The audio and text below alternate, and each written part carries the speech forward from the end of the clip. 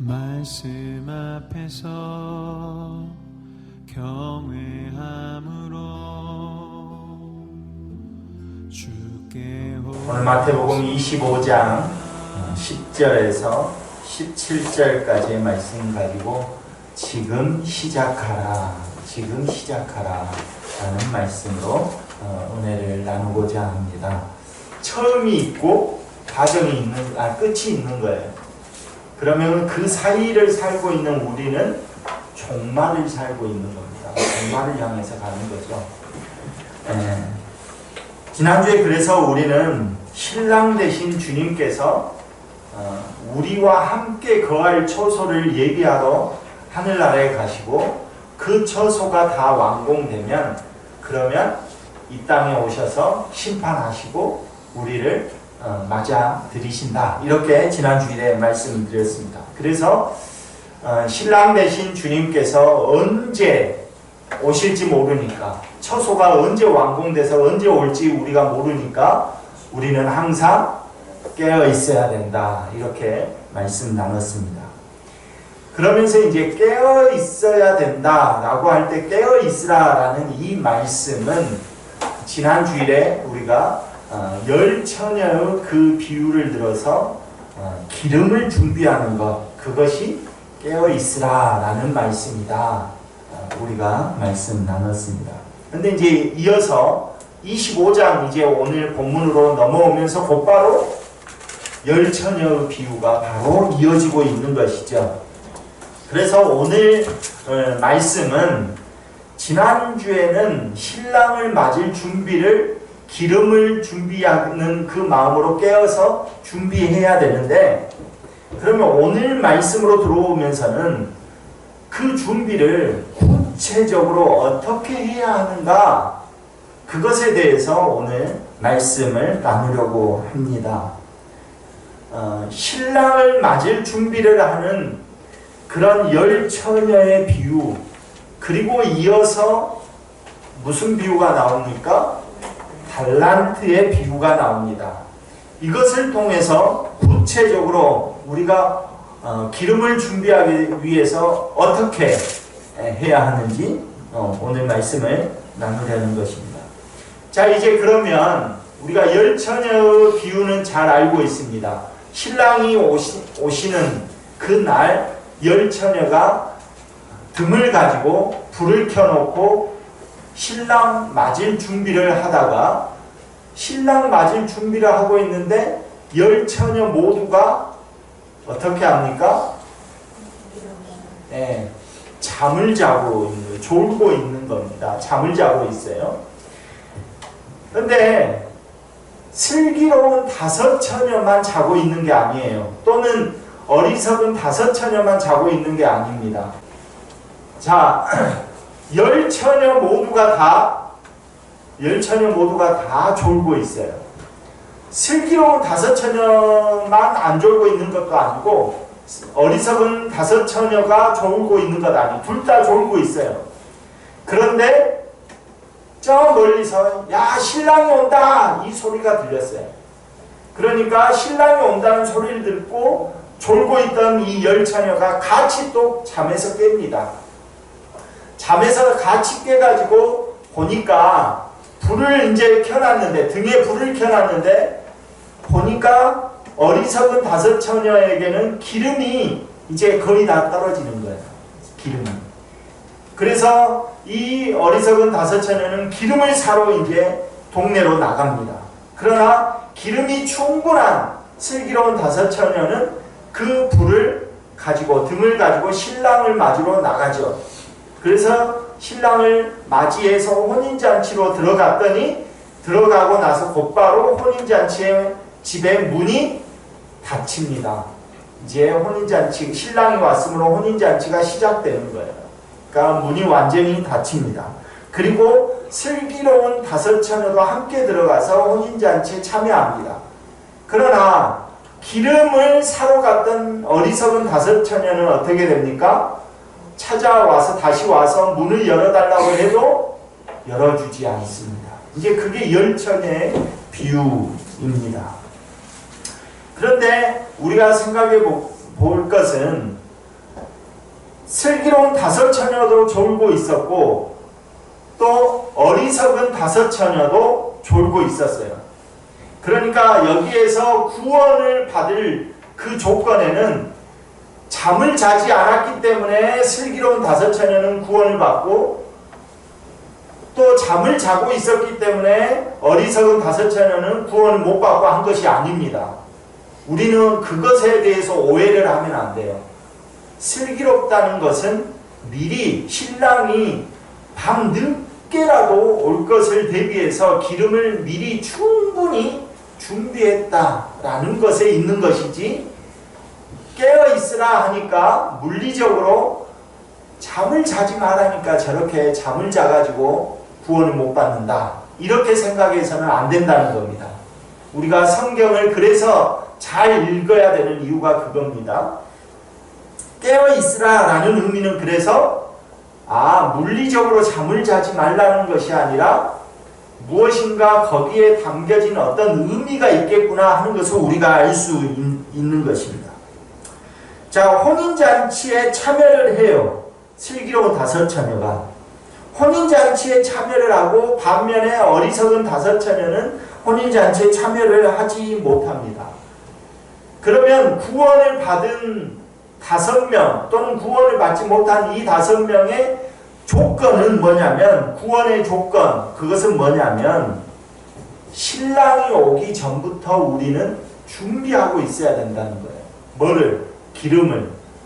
신랑이 오기 전부터 기름을 준비하고 있어야 돼요. 그런데 신랑이 오기 전부터 기름을 준비하죠. 우리도 다 기름을 다 준비하지만, 신랑이 우리가 우리 생각에 밤 한 11시쯤 되면 신랑이 올 거야. 그러면 11시쯤 될 때까지 불이 켜질 기름을 준비하고 있으면 될 것 같아 하고 거기에 맞춰 놓으면 되겠죠. 그런데 우리는 대부분 그러잖아요. 그래서 제자들도 주님 오시는 그 날, 그 때를 알려주십시오. 그때가 언제입니까? 이렇게 자꾸 물어보는 거잖아요. 왜 그러는 거예요?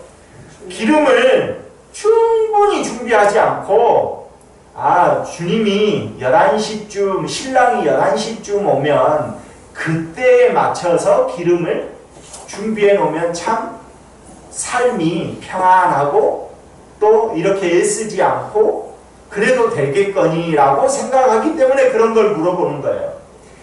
그런데 오늘 슬기로운 다섯 처녀는 구원을 받고 어리석은 다섯 처녀는 구원을 받지 못한 결정적인 이유는 바로 그것 때문에 그런 겁니다. 신랑이 우리 예상대로 11시쯤 오면 좋아요. 그런데 오늘 성경에도 나오잖아요. 신랑이 뭐 할세? 어떻게 올세? 더디 올세.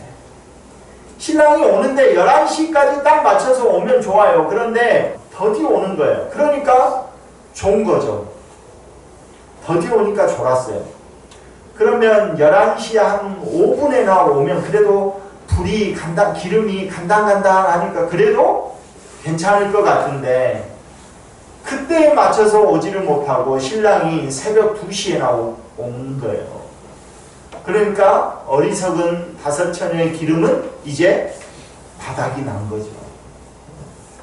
처음에는 다 같이 기름을 넣었기 때문에 처음에는 불이 활활 타오르고 있었어요. 양쪽 다. 어리석은 다섯 처녀든 슬기로운 다섯 처녀든 양쪽 다 불은 켜져 있었어요. 신앙생활은 같이 했던 거예요.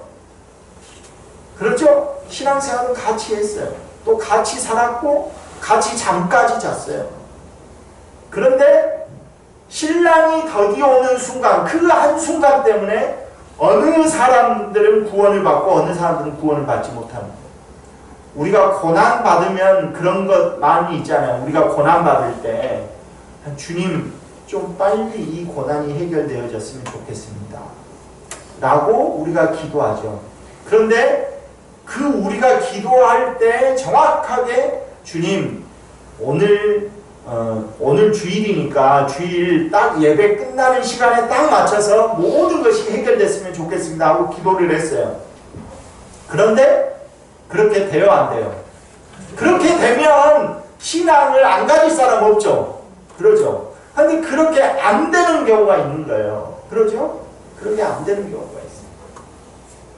그렇게 안 되는 경우가 태반이에요. 그러니까 우리는 어떻게 하는 거예요? 기름을 충분히 인내하면서 충분히 그 기름으로 불을 뗄 수 있을 정도로 기다리는 거죠. 끝까지.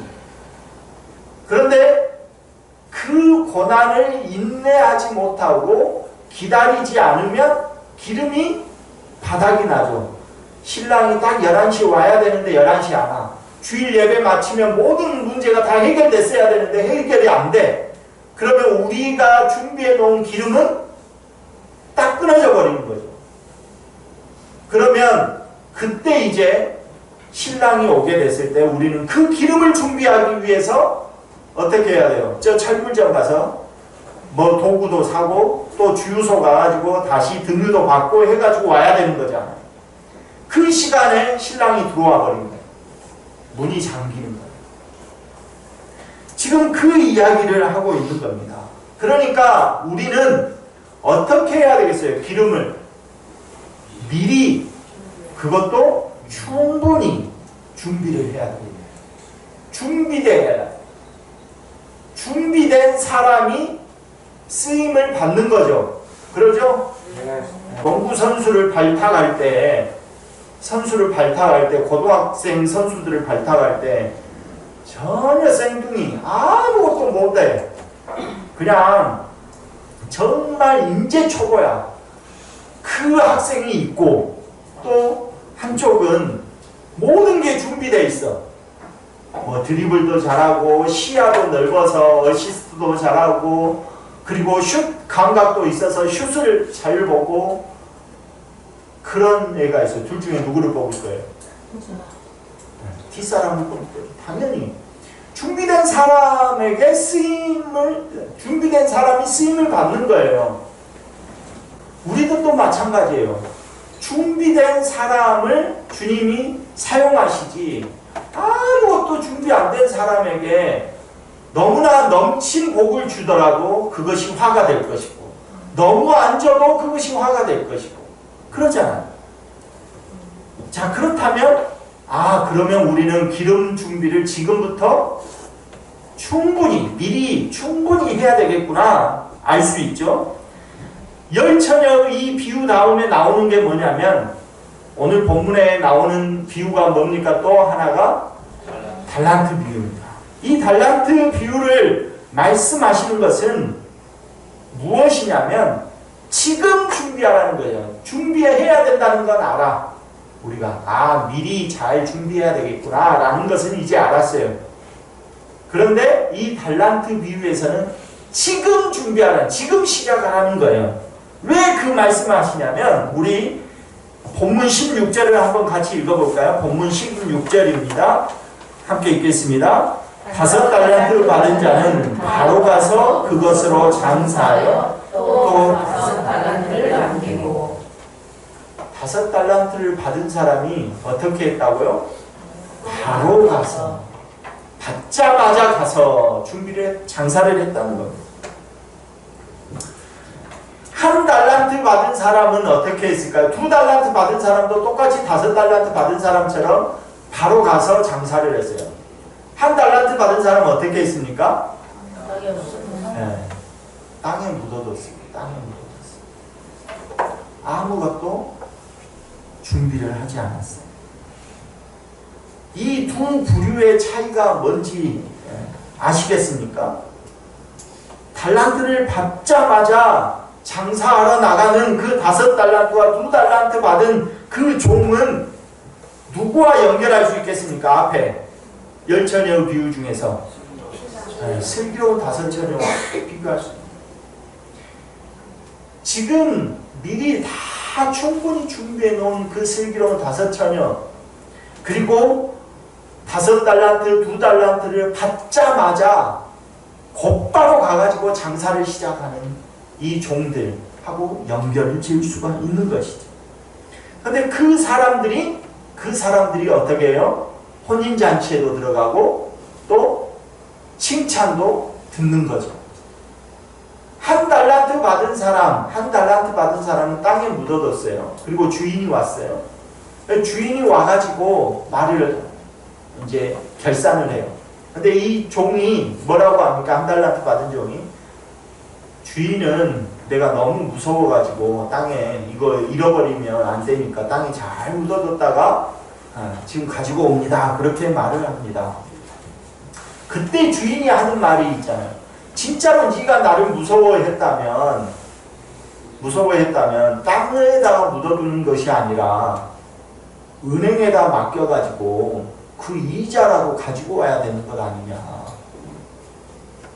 그러니까 기름을 조금이라도 준비를 했어야 되는 것 아니냐. 한 달란트 맡겨두면 그러면 이자가 붙을 거 아니에요. 그 이자라도 즉 그 조그만 기름이라도 가져와야 되는 것 아니야? 라고 하는, 진짜 내가 무서운 사람이면 그렇게 말을 하는 거예요.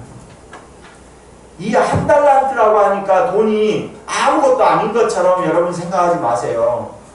이 달란트, 한 달란트가 얼마나 큰 돈이냐면 이 당시 노동자가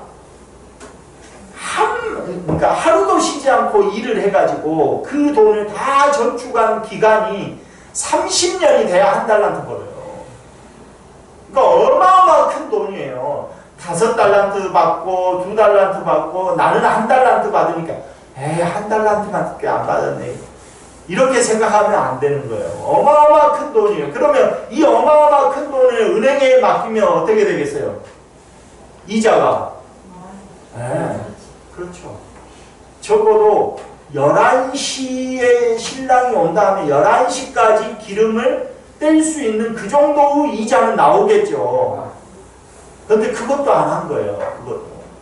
즉, 지금 이 비유를 통해서 이 종말을 향해서 가는, 종말에 대해서 설명하는 그 주님의 요지는 뭐냐면 기름을 준비하되 지금 시작하라. 지금. 왜? 언제 올지 모르니까 신랑이. 여러분, 뒤로 미루는 습관 굉장히 안 좋은 겁니다. 뒤로 미루는 습관은 진짜로 안 좋은 거예요. 왜? 우리 주님께서 말씀하시죠. 내 생명을 지금 취하면 네가 가지고 있는 그 창고에 쌓아둔 그 모든 그 쌀이나 이것은 네 것이 되겠느냐, 이렇게 말씀해요. 이 말씀 무슨 말씀이겠어요? 이 말씀이 내일이 있냐 너한테? 내일이 있냐? 그런데 내일이 없이 사는 사람이 뒤로 일을 미룬다? 있을 수 없는 일이죠. 주님, 나 내일부터 잘할게요.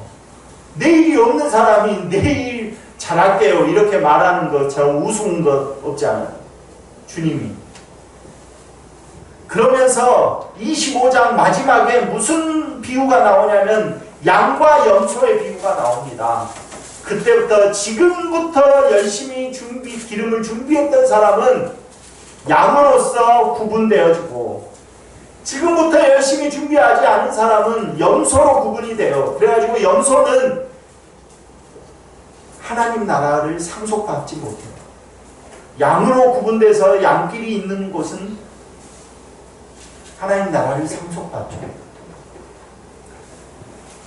사랑하는 우리 유한의 성도 여러분, 신랑 맞을 준비 뒤로 미뤄서는 안 돼요.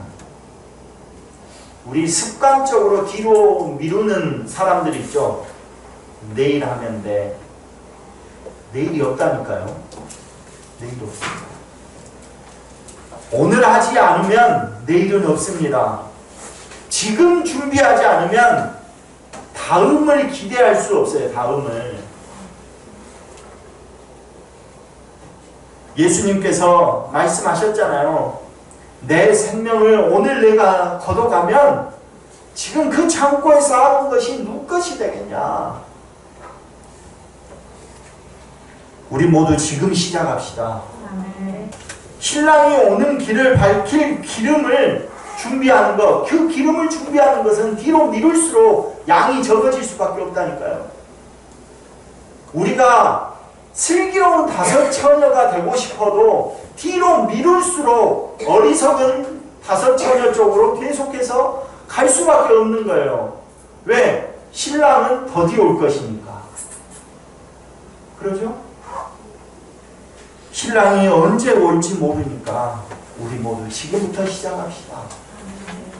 네, 지금부터 시작합시다. 아멘. 네. 아멘 한 사람만 복을 만배 받기를 소망합니다. 아멘. 네, 또 만배 받으라니 또 아멘 크게 하시네. 네. 우리 유한의 성도들 모두가 다시 일어나서 다시 일어서서 그래서 하나님 나라를 향해서 귀한 보화를 쌓아두는 그런 저와 여러분 되시기를 소망하면서 우리 결단 찬양, 우리가 다 교회이니까 교회여 일어나라, 우리 함께 찬양하겠습니다.